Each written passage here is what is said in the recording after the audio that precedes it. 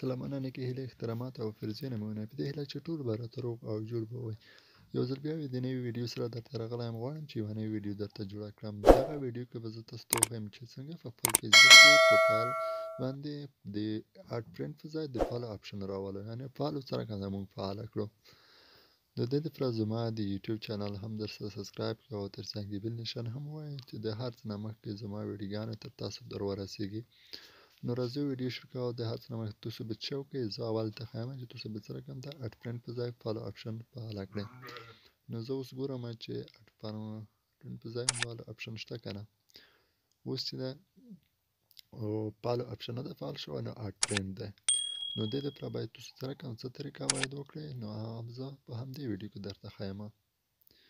نو دلته اډ فرینډ لیدل کېږي، یعنې فالو نه لیدل کېږي. اوس په تاسو لوډ شئ، خپل فیسبوک کې سیټینګ ته به لوډ شئ. په سیټینګ کې به سیټینګ آپشن چې هر کله انتخاب کړئ، بیا به سیټینګ ووایئ.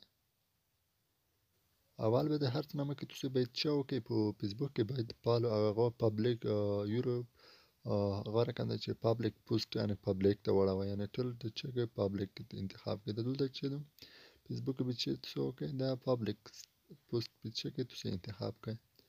دا پبلیک چې تاسو انتخاب کړئ، دغه کې به چې دلته فرینډ وي، د فرینډ په ځای به تاسو دا ټول آپشن پبلیک ته واړوئ. یوازینی کې یو آپشن دی چې هغه به چې کوئ ایوری ون ته به پکې ایوری ون انتخاب کړئ. نو دلته اوس به لیدل کېږي که وینئ دا پبلیک پوسټ نوټیفیکیشن ولته چې تاسو ته کوم پوسټ نوټیفیکیشن چې لیدل کېږي که نه، ایوری ون دی، هر چا به تاسو ته چې کې لیدل کېږي. نو تاسو به څه وکړئ، دا کې چې فیسبوک پرایویسي دغه کوم چې په کمنټونه کې دا به هم فعاله کړئ. نو اوس په دې دپاره چې دا څرنګه دا اډ فرینډ موږ تاسو په خپل فیسبوک کې راولو، دا اډ فرینډ په ځای فالو آپشن باید څرنګه ته راولو. نو تاسو به پرایویټ انتخاب کړئ، دا به تاسو ووایئ. نو صبر به ورته وکړئ. او بله یوه خبره چې دغه فالو آپشن چې تاسو فعالوي، دا هغه نفرو ته ښه لیدل کېږي. اکثره وخت داسې کېږي چې کوم نفر فالو آپشن فعاله کړی وي، تو یې فعال کړی، نو چې ته دته غواړې چې ریکویسټ وکړې یا یې فالو کړې یا یې درسره ملګری کړې، نو دا فالو آپشن لیدل کېږي، تو یې فالو آپشن نه لیدل کېږي. نو په هغه کې اکثره په ځینې کې نه لیدل کېږي نه.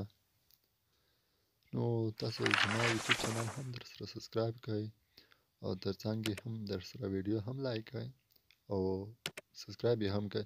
نو دلته چک په لیټ فیسبوک ته راغلم. لیټ فیسبوک کې پرایویسي د انتخاب کړو. پرایویسي کې به څه وکړئ، تاسو به څه وکړئ، هو کان پوسټ د یور فرینډ ریکویسټ، او دغه چې فرینډ ریکویسټ چې دلته ایوری ون ته وخته ده، نو دا به تاسو څه کوئ، فرینډس اف فرینډس ته کوئ، یعنې ملګري ته به کوئ.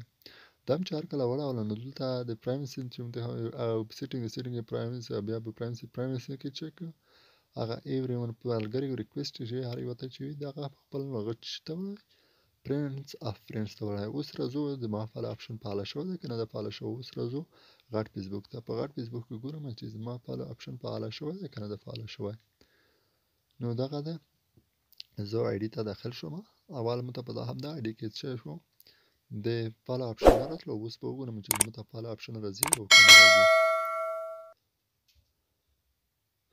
نو دغه ده، د اډ فرینډ په ځای دلته د فالو آپشن فعاله شوی دی.